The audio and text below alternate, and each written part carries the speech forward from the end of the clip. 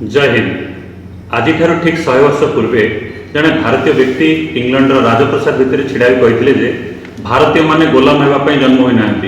आज यही दीर्घ यात्रा आम नेताजी सुभाष चंद्र बोस जीवन से ही अफुआ कहानी शुणा जहाँ बोध हुए आपण कौन पाठ्यपुस्तक पढ़ी थे। आम कटकर से गली बाहरी बर्लिन, टोकियो एवं सिंगापुर युद्धक्षेत्र पर्यंत जावा।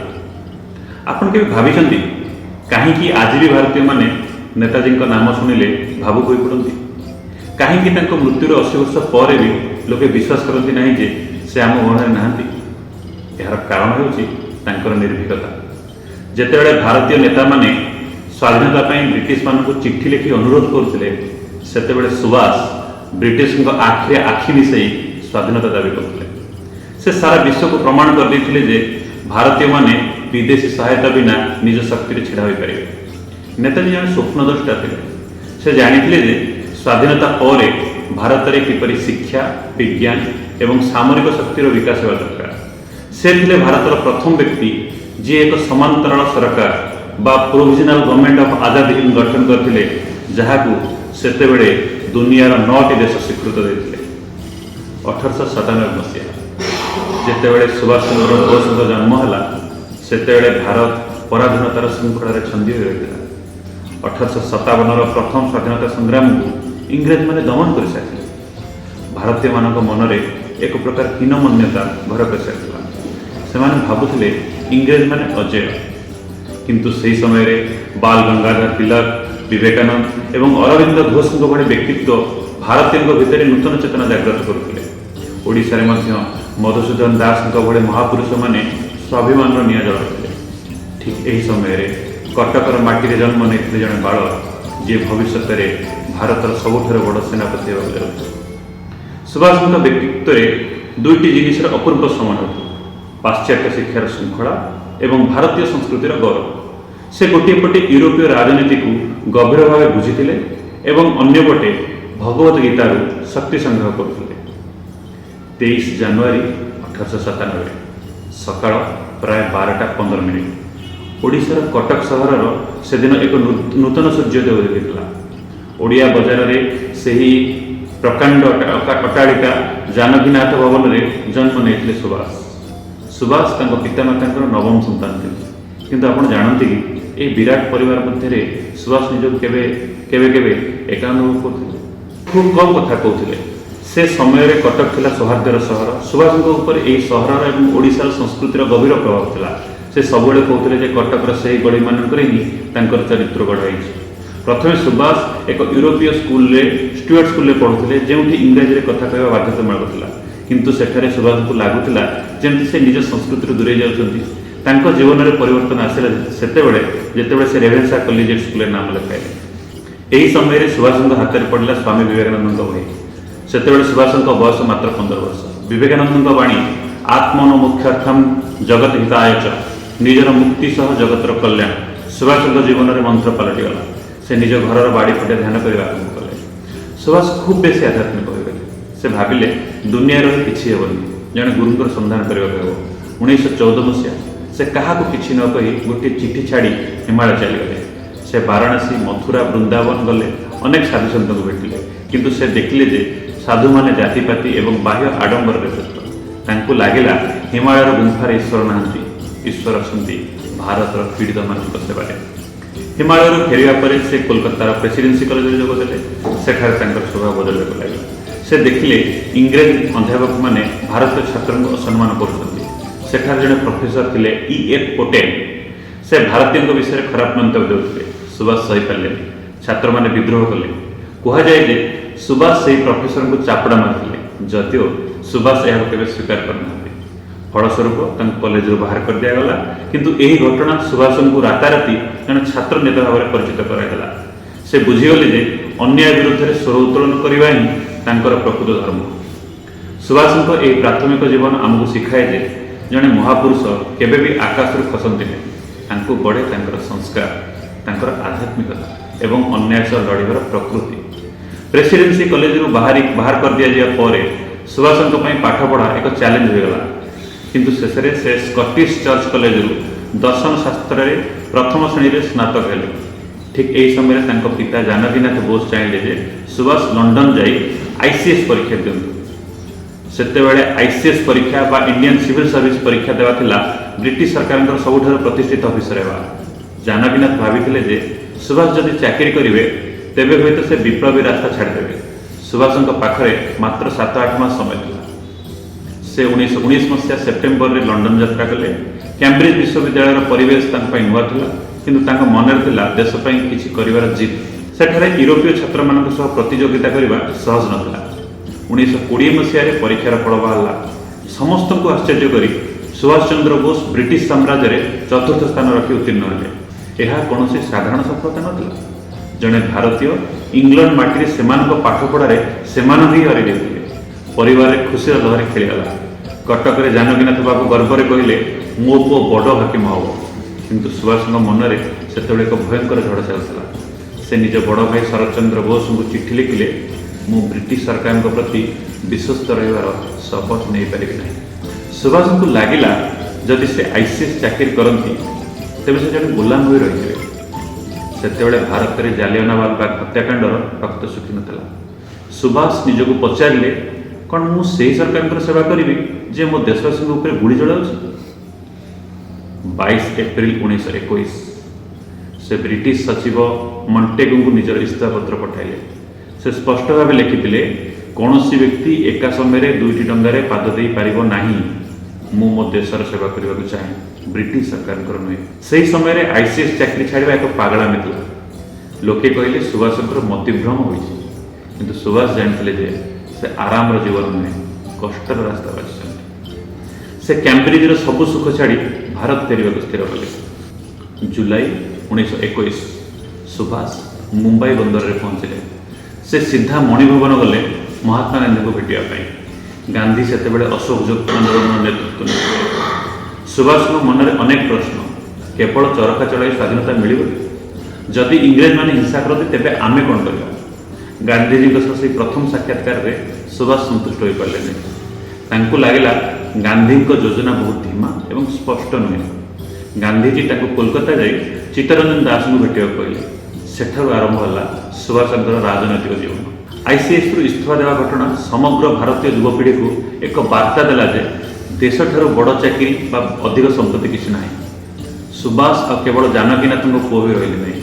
से पलटि गले भारतीय स्वाभिमान चेहरा। कोलकाता फेरिबा परे सुभाष सीधा देशबंधु चित्तरंजन दास पाखक गले।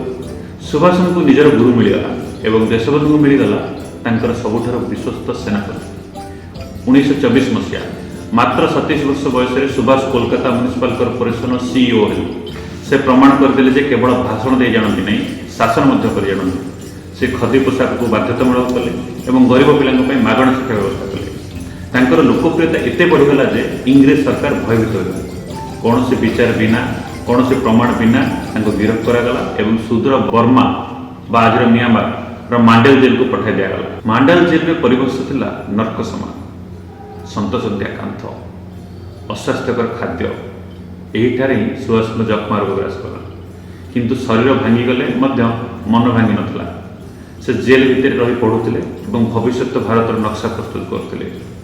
किंतु 1925 मसीह एक बड़ दुखद खबर आसला। गुरु चित्तरंजन दास देहांत हो जाए। सुभाष जेल भितर पिला भली भो भो कांदिले। से एका हो गए। जितेबाला से 1927 मुकुड़े से शिष्य नथिले। से निजे जड़े जननेता पलटि सारी। 1938 मसीहा गुजरात हरिपुर सुभाष चंद्र बोस सर्वसम्मतिक्रमे कांग्रेस सभापति निर्वाचित हेले। सभापति होगा पर सुभाष भाषण समस्त को चमकई देता। से केवल स्वाधीनता कथा कही नथिले। से शिल्पायन विज्ञान और प्लानिंग कमिशन गठन कथा कहते। से चाहूले भारत एक आधुनिक राष्ट्र हो। किंतु गांधीजी ग्राम्य अर्थनीति एवं सुभाष आधुनिक चिंताधारा मध्य एक विराट फाट सृष्टि है। 1939 मसीहा मध्यप्रदेश त्रिपुरा सुभाष चाहिए द्वितीय थर पर सभापति होगा। से कहले विश्वयुद्ध आसूची यह इंग्रेज मान आक्रमण कर एक सुवर्ण सुजोग। किंतु गांधीजी यह चाहूले। गांधीजी निजर प्रार्थी पट्टाभी सीतारामैया को छिटागले। इतिहास में प्रथम थर पर गांधीजी इच्छा विरुद्ध निर्वाचन होला। फलाफल बाहर सुभाष 203 खंड भोट जीतीगले। यह ଏହା ଗାନ୍ଧୀଜୀଙ୍କ ପାଇଁ ଏକ ବଡ଼ ଧକ୍କା ଥିଲା। ଗାନ୍ଧୀଜୀ ଖୋଲାଖୋଲି କହିଲେ ପଟାଭିଙ୍କା ହାତ ମେରା ହାତ। ଏହି ସମୟରେ ସୁଭାଷଙ୍କ ଭୀଷଣ ଅସୁସ୍ଥ ହୋଇପଡ଼ିଲେ। 104 ଡିଗ୍ରୀ ଜ୍ୱର, ଡାକ୍ତର ମନା କରିଥିଲେ, ତଥାପି ସେ ଷ୍ଟ୍ରେଚରରେ ଶୋଇ ଅଧିବେଶନକୁ ଆସିଲେ। କିନ୍ତୁ ଗାନ୍ଧୀଙ୍କ ସମର୍ଥକମାନେ ତାଙ୍କୁ ସହଯୋଗ କଲେ ନାହିଁ। କଂଗ୍ରେସ କାର୍ଯ୍ୟକାରିଣୀ କମିଟିରେ ସମସ୍ତେ ଇସ୍ତଫା ଦେଇଦେଲେ। ସୁଭାଷ ଏକା ହୋଇଗଲେ। ସୁଭାଷ ବୁଝିଗଲେ ଯେ ଗାନ୍ଧୀଜୀଙ୍କ ବିନା କଂଗ୍ରେସରେ କାମ କରିବା ଅସମ୍ଭବ। ସେ ଅହଙ୍କାର ଦେଖାଇଲେ ନାହିଁ। ଦେଶର ସ୍ୱାର୍ଥ ପାଇଁ ସେ କଂଗ୍ରେସ ସଭାପତି ପଦରୁ ଇସ୍ତଫା ଦେଲେ। କିନ୍ତୁ ସେ ହାରିନଥିଲେ। ସେ କଂଗ୍ରେସ ଭିତରେ ରହି ଏକ ନୂଆ ଦଳ ଗଠନ କଲେ, ଫରୱାର୍ଡ ବ୍ଲକ। ସେ ସାରା ଦେଶ ବୁଲି ଯୁବକମାନଙ୍କୁ ଏକାଠି କଲେ। ତାଙ୍କର ଲୋକପ୍ରିୟତା ଦେଖି ଇଂରେଜ ସରକାର ପୁଣି ଥରେ ତାଙ୍କୁ ଗିରଫ କଲେ ଏବଂ କୋଲକାତାର ଏଲଗିନ୍ ରୋଡ୍ ସ୍ଥିତ ନିଜ ଘରେ ନଜରବନ୍ଦୀ ବା ହାଉସ୍ ଆରେଷ୍ଟ କରି ରଖିଲେ। ସୁଭାଷ ବୁଝି ସାରିଥିଲେ ଯେ କେବଳ ଆନ୍ଦୋଳନ କରି ସ୍ୱାଧୀନତା ମିଳିବ ନାହିଁ, ବନ୍ଧୁକର ଜବାବ ବନ୍ଧୁକରେ ଦେବାକୁ ପଡ଼ିବ। ଘର ଚାରିପାଖରେ ଶହ ଶହ ଗୁଇନ୍ଦା ପୁଲିସ। ସୁଭାଷ ଘର ଭିତରେ ବନ୍ଦୀ, କିନ୍ତୁ ତାଙ୍କ ମସ୍ତିଷ୍କରେ ଚାଲିଥିଲା ଦୁନିଆର ସବୁଠାରୁ ବଡ଼ ପଳାୟନର ଯୋଜନା। 1940 ମସିହାର ଶୀତଦିନ, କୋଲକାତାର 38/2 ଏଲଗିନ୍ ରୋଡ୍। ଏହି ଘରଟି ଏକ ଦୁର୍ଗରେ ପରିଣତ ହୋଇସାରିଥିଲା। ଘର ବାହାରେ 24 ଘଣ୍ଟା ପୁଲିସ କର୍ମଚାରୀ ଜଗି ରହିଥିଲେ। ସେମାନଙ୍କର କାମ ଥିଲା କେବଳ ଗୋଟିଏ, ସୁଭାଷ କାହାକୁ ଭେଟୁଛନ୍ତି, କ'ଣ କରୁଛନ୍ତି ତାର ଟିକନିକ୍ ଖବର ରଖିବା। କିନ୍ତୁ ଘର ଭିତରେ ସୁଭାଷ ଏକ ଅଦ୍ଭୁତ ନାଟକ ଆରମ୍ଭ କରିସାରିଥିଲେ। ସେ ଘୋଷଣା କଲେ ଯେ ସେ ଆଧ୍ୟାତ୍ମିକ ସାଧନା ପାଇଁ ମୌନବ୍ରତ ପାଳନ କରିଛନ୍ତି। ସେ କାହାକୁ ଭେଟିଲେ ନାହିଁ, ନିଜ ରୁମ୍ରୁ ବାହାରିଲେ ନାହିଁ। ପୋଲିସ ଭାବିଲା ଚାଲ ସୁଭାଷ ଏବେ ସାଧୁ ହୋଇଗଲେଣି, ଆଉ ବିପଦ ନାହିଁ। କିନ୍ତୁ ସେମାନେ ଜାଣିନଥିଲେ ଯେ ସେହି ବନ୍ଦ କୋଠରୀ ଭିତରେ ସୁଭାଷ ନିଜ ଦାଢ଼ି ବଢ଼ାଉଥିଲେ ଏବଂ ଏସିଆର ସବୁଠାରୁ ବଡ଼ ପଳାୟନର ନକ୍ସା ପ୍ରସ୍ତୁତ କରୁଥିଲେ। ସୁଭାଷ ଏକା ହିଁ କାମ କରିପାରିନଥାନ୍ତେ। ସେ ତାଙ୍କର ସବୁଠାରୁ ବିଶ୍ୱସ୍ତ ପୁତୁରା 20 ବର୍ଷୀୟ ଶିଶିର କୁମାର ବୋଷଙ୍କୁ ଡାକିଲେ। ଶିଶିର ଥିଲେ ଏହି ମିଶନର ସାରଥୀ। ଯୋଜନା ହେଲା, ସୁଭାଷ ଏଣିକି ସୁଭାଷ ନୁହନ୍ତି, ସେ ହେବେ ମହମ୍ମଦ ଜିଆଉଦ୍ଦିନ, ଲକ୍ଷ୍ନୌରୁ ଆସିଥିବା ଜଣେ ଇନ୍ସୁରାନ୍ସ ଏଜେଣ୍ଟ। ସୁଭାଷ ପିନ୍ଧିଲେ ଏକ ଲମ୍ବା ସେରୱାନୀ, ମୁଣ୍ଡରେ ଫେଜ୍ ଟୋପି ଏବଂ ଆଖିରେ ସୁନେଲି ଚଷମା। ଦର୍ପଣରେ ନିଜକୁ ଦେଖି ସୁଭାଷ ମଧ୍ୟ ନିଜକୁ ଚିହ୍ନି ପାରିଲେ ନାହିଁ। ଗାଡ଼ି ସ୍ଥିର ହେଲା। ଶିଶିରଙ୍କର ଜର୍ମାନ ୱାଣ୍ଡରର କାର୍, ଯାହାର ନମ୍ବର ଥିଲା BLA 7169। ଆଜି ବି ସେହି ଗାଡ଼ି କୋଲକାତାରେ ସୁରକ୍ଷିତ ଅଛି। ରାତି 1:35, ଚାରିଆଡ଼େ ନିସ୍ତବ୍ଧ। ପୋଲିସମାନେ ଶୀତରେ ଥରି ନିଜ ତମ୍ବୁ ଭିତରେ ଶୋଇଯାଇଥିଲେ। ସୁଭାଷ ଚୁପଚାପ ପଛ ପାହାଚ ଦେଇ ତଳକୁ ଓହ୍ଲାଇଲେ। ଶିଶିର ଗାଡ଼ି ଷ୍ଟାର୍ଟ କଲେ। ଗାଡ଼ି ଚାଲିଲା ହାଓଡ଼ା ବ୍ରିଜ ଉପର ଦେଇ। ରାସ୍ତାରେ ଅନେକ ପୋଲିସ ଚେକପୋଷ୍ଟ, କିନ୍ତୁ କେହି ସେ ଗାଡ଼ିକୁ ଅଟକାଇଲେ ନାହିଁ। ଭୋର ସକାଳେ ସେମାନେ ପହଞ୍ଚିଲେ ଧାନବାଦ ନିକଟସ୍ଥ ଗୋମୋ ଷ୍ଟେସନରେ। ସେଠାରେ ସୁଭାଷ କାଲକା ମେଲରେ ବସିଲେ। ଶିଶିର କାନ୍ଦ କାନ୍ଦ ହୋଇ ବିଦାୟ ନେଲେ। ସେ ଜାଣିନଥିଲେ ଯେ ସେ ତାଙ୍କ ପ୍ରିୟ ରଙ୍ଗା କାକାଙ୍କୁ ଶେଷଥର ପାଇଁ ଦେଖୁଛନ୍ତି। ଦିଲ୍ଲୀ ଦେଇ ସୁଭାଷ ପହଞ୍ଚିଲେ ପେଶାୱାରରେ। ସେଠାରେ ତାଙ୍କୁ ସାହାଯ୍ୟ କଲେ ଭଗତରାମ ତଲୱାର। ଏଠାରୁ ଆରମ୍ଭ ହେଲା ଯାତ୍ରାର ସବୁଠାରୁ କଠିନ ଭାଗ। ସୁଭାଷଙ୍କୁ ପାସ୍ତୋ ଭାଷା ଜଣାନାହିଁ, ତେଣୁ ସେ ଗୁଙ୍ଗା ଓ ବଧିର ହେବାର ଅଭିନୟ କଲେ। ନୂଆ ନାମ ହେଲା ଜିଆଉଦ୍ଦିନ। ବରଫାବୃତ ପାହାଡ଼, ଖାଲକୁମା ରାସ୍ତା। ସୁଭାଷ ଚାଲି ଚାଲି ଆଫଗାନିସ୍ତାନ ସୀମା ପାର ହେଲେ। କାବୁଲରେ ପହଞ୍ଚିବା ପରେ ସେମାନେ ଏକ ଛୋଟ କୋଠରୀରେ ରହିଲେ। ସେଠାରେ ପ୍ରତି ମୁହୂର୍ତ୍ତରେ ଭୟ ଥିଲା, କେହି ଯଦି ଚିହ୍ନିଦିଏ। ସେମାନେ ରୁଷିଆ ଦୂତାବାସକୁ ଗଲେ, କିନ୍ତୁ ସାହାଯ୍ୟ ମିଳିଲାନି।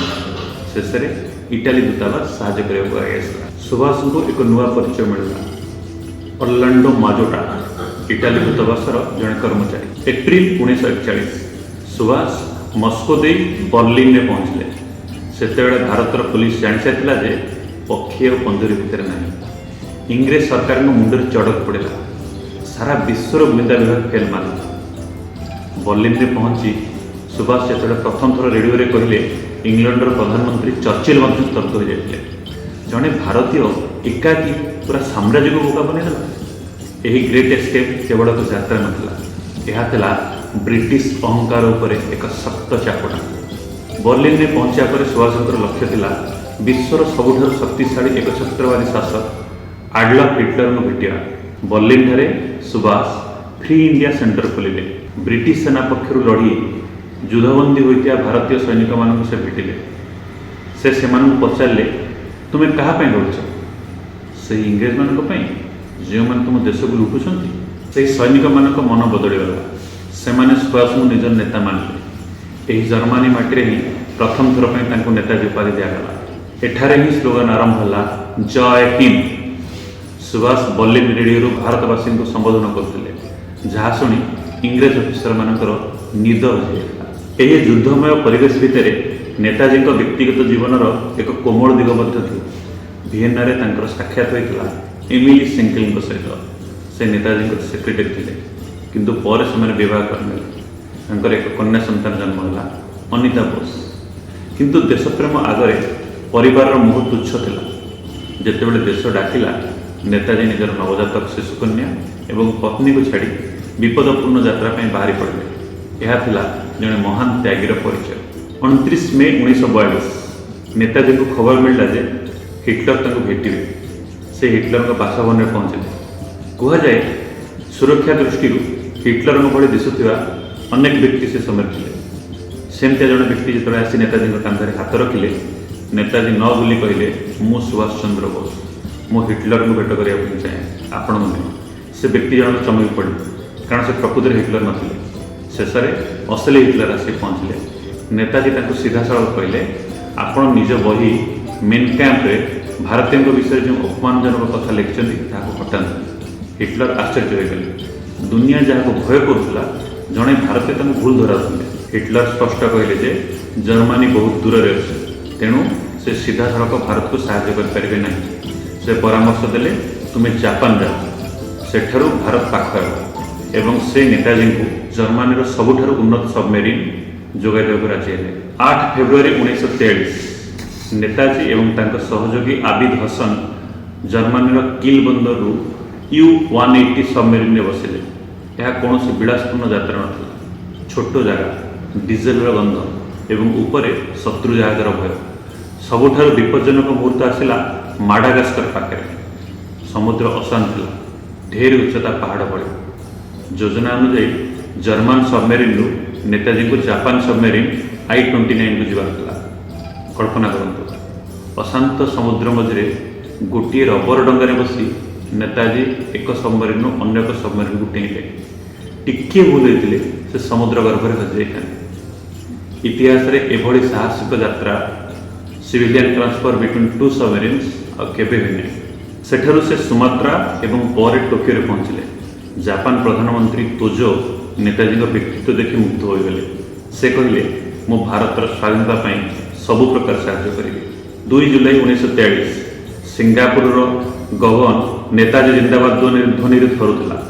ଯେତେବେଳେ ନେତାଜୀ ସିଙ୍ଗାପୁରରେ ପହଞ୍ଚିଲେ, ସେଠାରେ ଥିବା ପ୍ରବାସୀ ଭାରତୀୟ ଏବଂ ଯୁଦ୍ଧବନ୍ଦୀମାନଙ୍କ ଭିତରେ ଏକ ନୂଆ ଆଶା ଜାଗି ଉଠିଲା। ସେଠାରେ ପୂର୍ବରୁ Rash Behari Bose Indian independence league ନାମକ ଏକ ଛୋଟ ସୈନ୍ୟବାହିନୀ ଗଠନ କରିଥିଲେ। କିନ୍ତୁ 4 ଜୁଲାଇରେ ସିଙ୍ଗାପୁରର କ୍ୟାଥେ ବିଲ୍ଡିଂରେ ଏକ ଐତିହାସିକ ଘଟଣା ଘଟିଲା। ରାସବିହାରୀ ବୋଷ ସମସ୍ତ ଦାୟିତ୍ୱ ସୁଭାଷଙ୍କ ହାତରେ ସମର୍ପି ଦେଇ କହିଲେ, ଆଜିଠାରୁ ଆପଣ ଆମ ନେତା। ସୁଭାଷ ଚନ୍ଦ୍ର ବୋଷ ସାଧାରଣ ପୋଷାକ ତ୍ୟାଗ କରି ସାମରିକ ୟୁନିଫର୍ମ ପିନ୍ଧିଲେ। ସେ ଆଉ କେବଳ ଜଣେ ରାଜନେତା ନଥିଲେ, ସେ ଥିଲେ ସର୍ବୋଚ୍ଚ ସେନାପତି ବା ସୁପ୍ରିମ କମାଣ୍ଡର। 5 ଜୁଲାଇ 1943 ସିଙ୍ଗାପୁରର ପାଦାଙ୍ଗ ମଇଦାନରେ ନେତାଜୀ ହଜାର ହଜାର ସୈନିକଙ୍କୁ ସମ୍ବୋଧନ କଲେ। ସେ କୌଣସି ଶାନ୍ତିର କଥା କହିନଥିଲେ, ସେ ସିଧାସଳଖ ଆହ୍ୱାନ ଦେଲେ, ଦିଲ୍ଲୀ ଚାଲୁ। ସେ କହିଥିଲେ, ସ୍ୱାଧୀନତା ପାଇଁ ଆମକୁ ରକ୍ତର ନଦୀ ପାର ହେବାକୁ ପଡ଼ିବ। କିଛି ଦିନ ପରେ ବର୍ମା ବା ମିଆଁମାରର ଏକ ଜନସଭାରେ ସେ ସେହି ବିଶ୍ୱପ୍ରସିଦ୍ଧ ନାରା ଦେଲେ, ତୁମେ ମୋତେ ରକ୍ତ ଦିଅ, ମୁଁ ତୁମକୁ ସ୍ୱାଧୀନତା ଦେବି। Give me blood and I shall give you freedom. ଏହି ଗୋଟିଏ ବାକ୍ୟ ସାରା ଏସିଆର ଭାରତୀୟଙ୍କ ଭିତରେ ନିଆଁ ଲଗାଇଦେଲା। ବ୍ୟବସାୟୀମାନେ ନିଜର ସମ୍ପତ୍ତି ଦାନ କରିଦେଲେ। ଯୁବକମାନେ କଲେଜ ଛାଡ଼ି ସୈନ୍ୟବାହିନୀରେ ଭର୍ତ୍ତି ହେଲେ। ଆଜାଦ ହିନ୍ଦ ଫୌଜର ସଂଖ୍ୟା ଦେଖୁ ଦେଖୁ 60,000 ଅତିକ୍ରମ କଲା। ନେତାଜୀଙ୍କ ଚିନ୍ତାଧାରା କେତେ ଆଧୁନିକ ଥିଲା ତାହା ଏଥିରୁ ଜଣାପଡ଼େ ଯେ ସେ ଦୁନିଆର ପ୍ରଥମ ମହିଳା ସଶସ୍ତ୍ର ବାହିନୀ ଗଠନ କରିଥିଲେ, ରାଣୀ ଝାନ୍ସୀ ରେଜିମେଣ୍ଟ। ଏହାର ନେତୃତ୍ୱ ନେଇଥିଲେ କ୍ୟାପ୍ଟେନ୍ ଲକ୍ଷ୍ମୀ ସେହଗଲ। ଯେତେବେଳେ ଭାରତୀୟ ମହିଳାମାନେ ଘର ଭିତରେ ରହୁଥିଲେ, ନେତାଜୀଙ୍କ ଡାକରାରେ ସେମାନେ ହାତରେ ବନ୍ଧୁକ ଧରିଲେ। ସେମାନେ ଜଙ୍ଗଲରେ ଟ୍ରେନିଂ ନେଲେ ଏବଂ ପ୍ରମାଣ କଲେ ଯେ ଭାରତର ସ୍ୱାଧୀନତା ପାଇଁ ମା ଭଉଣୀମାନେ ମଧ୍ୟ ବଳିଦାନ ଦେବାକୁ ପ୍ରସ୍ତୁତ। 21 ଅକ୍ଟୋବର 1943 ସିଙ୍ଗାପୁରର କ୍ୟାଥେ ସିନେମା ହଲ୍ରେ ନେତାଜୀ ଏକ ଐତିହାସିକ ଘୋଷଣା କଲେ। ସେ ଆଜି ହୁକୁମତ ଇ ଆଜାଦ ହିନ୍ଦ ବା ସ୍ୱାଧୀନ ଭାରତର ଅସ୍ଥାୟୀ ସରକାର ଗଠନ କଲେ। ସେ ନିଜେ ଏହି ସରକାରର ରାଷ୍ଟ୍ରପତି, ପ୍ରଧାନମନ୍ତ୍ରୀ ଏବଂ ସେନାଧ୍ୟକ୍ଷ ଥିଲେ। ଏହି ସରକାରର ନିଜସ୍ୱ ବ୍ୟାଙ୍କ ଥିଲା आजाद हिंद बैंक ନିଜସ୍ୱ ମୁଦ୍ରା ଥିଲା ଏବଂ ନିଜସ୍ୱ ଡାକ ଟିକେଟ୍ ମଧ୍ୟ ଥିଲା। ଜର୍ମାନୀ, ଜାପାନ, ଇଟାଲୀ ସମେତ 9ଟି ଦେଶ ଏହି ସରକାରକୁ ସ୍ୱୀକୃତି ଦେଇଥିଲେ। ଜାପାନ ସରକାର ନେତାଜୀଙ୍କୁ ଆଣ୍ଡାମାନ ଓ ନିକୋବର ଦ୍ୱୀପପୁଞ୍ଜ ହସ୍ତାନ୍ତର କଲେ। ନେତାଜୀ ସେହି ଦ୍ୱୀପର ନାମ ରଖିଲେ ଶହୀଦ ଏବଂ ସ୍ୱରାଜ। ପ୍ରଥମ କରି ଭାରତର କିଛି ଅଂଶ ବ୍ରିଟିଶ ଶାସନରୁ ମୁକ୍ତ ହେଲା। ଏବେ ଲଢ଼େଇ ଆରମ୍ଭ ହେବାର ସମୟ। ନେତାଜୀ ତାଙ୍କ ସୈନ୍ୟଙ୍କୁ କହିଲେ, ଆମର ଗନ୍ତବ୍ୟସ୍ଥଳ ହେଉଛି ଦିଲ୍ଲୀର ଲାଲକିଲ୍ଲା। ସେଠାରେ ଆମେ ଆମର ତ୍ରିରଙ୍ଗା ପତାକା ଉଡ଼ାଇବା। ଆଜାଦ ହିନ୍ଦ ଫୌଜ ଏବେ ବର୍ମା ଜଙ୍ଗଲ ମଧ୍ୟ ଦେଇ ଭାରତର ସୀମା ଆଡ଼କୁ ବଢ଼ିବାକୁ ଲାଗିଲା। 18 ମାର୍ଚ୍ଚ 1944 ଭାରତ ଇତିହାସର ଏକ ସ୍ୱର୍ଣ୍ଣିମ ଦିନ। ଆଜାଦ ହିନ୍ଦ ଫୌଜର ସୈନିକମାନେ ବର୍ମା ସୀମା ପାର ହୋଇ ଭାରତୀୟ ମାଟିରେ ପାଦ ଥାକିଲେ। ଯେତେବେଳେ ସେମାନେ ମଣିପୁରର ମାଟିକୁ ଛୁଇଁଲେ, ମୁଆରଂଠାରେ ପ୍ରଥମ ଥର ପାଇଁ ସ୍ୱାଧୀନ ଭାରତର ତ୍ରିରଙ୍ଗା ପତାକା ଉଡ଼ାଗଲା। ନେତାଜୀଙ୍କର ଗର୍ଜନ ଚଲୋ ଦିଲ୍ଲୀ ଏବେ ବାସ୍ତବତାରେ ପରିଣତ ହେବାକୁ ଯାଉଥିଲା। ଇମ୍ଫାଲ ଏବଂ କୋହିମାକୁ ଚାରିପଟୁ ଘେରିଗଲେ ଆଇଏନ୍ଏ ଏବଂ ଜାପାନୀ ସେନା। ଇଂରେଜମାନେ ବିଶ୍ୱାସ କରିପାରୁନଥିଲେ ଯେ ଯେଉଁମାନଙ୍କୁ ସେମାନେ ଯୁଦ୍ଧବନ୍ଦୀ କରିଥିଲେ ସେମାନେ ଆଜି ବନ୍ଧୁକ ଧରି ସେମାନଙ୍କ ସାମ୍ନାରେ ଛିଡ଼ା ହୋଇଛନ୍ତି। କୋହିମାର ଯୁଦ୍ଧକୁ ଇତିହାସର ସବୁଠାରୁ ଭୟଙ୍କର ଯୁଦ୍ଧ ବୋଲି କୁହାଯାଏ। ଘନ ଜଙ୍ଗଲ, ପାହାଡ଼ିଆ ଅଞ୍ଚଳ ଏବଂ ପ୍ରବଳ ବର୍ଷା। ଆଜାଦ ହିନ୍ଦ ଫୌଜ ପାଖରେ ଇଂରେଜମାନଙ୍କ ଭଳି ଅତ୍ୟାଧୁନିକ ଟ୍ୟାଙ୍କ ବା ବିମାନ ନଥିଲା। ସେମାନଙ୍କ ପାଖରେ ଥିଲା କେବଳ ଦେଶପ୍ରେମର ଜଳୁଥିବା ନିଆଁ। ଜଣେ ଆଇଏନ୍ଏ ସୈନିକ ଦିନକୁ ମାତ୍ର ମୁଠାଏ ଶୁଖିଲା ଭାତ ଖାଇ ଲଢ଼ୁଥିଲା। ସେମାନଙ୍କ ପାଖରେ ଜୋତା ନଥିଲା, ପୋଷାକ ଚିରି ଯାଇଥିଲା, କିନ୍ତୁ ସେମାନଙ୍କର ଗୋଟିଏ ଲକ୍ଷ୍ୟ ଥିଲା ଇମ୍ଫାଲ। ସେମାନଙ୍କର ଗୋଟିଏ ଲକ୍ଷ୍ୟ ଥିଲା ଇମ୍ଫାଲ ଦଖଲ କରି ଦିଲ୍ଲୀ ଆଡ଼କୁ ବଢ଼ିବା। ଇଂରେଜମାନେ ଏତେ ଭୟଭୀତ ହୋଇଯାଇଥିଲେ ଯେ ସେମାନେ ଆମେରିକାରୁ ବିମାନ ସାହାଯ୍ୟ ମାଗିଥିଲେ। କିନ୍ତୁ ଠିକ୍ ସେହି ସମୟରେ ପ୍ରକୃତି ବିଶ୍ୱାସଘାତକତା କଲା। ମୌସୁମୀ ବାୟୁ ଶୀଘ୍ର ଆସିଗଲା। ପ୍ରବଳ ବର୍ଷା ଯୋଗୁଁ ଯୋଗାଣ ବ୍ୟବସ୍ଥା ବା ସପ୍ଲାଇ ଲାଇନ୍ ବିଚ୍ଛିନ୍ନ ହୋଇଗଲା। ଖାଦ୍ୟ ସରିଗଲା, ଔଷଧ ସରିଗଲା, ଜଙ୍ଗଲରେ ମ୍ୟାଲେରିଆ ଏବଂ ଅନ୍ୟାନ୍ୟ ରୋଗ।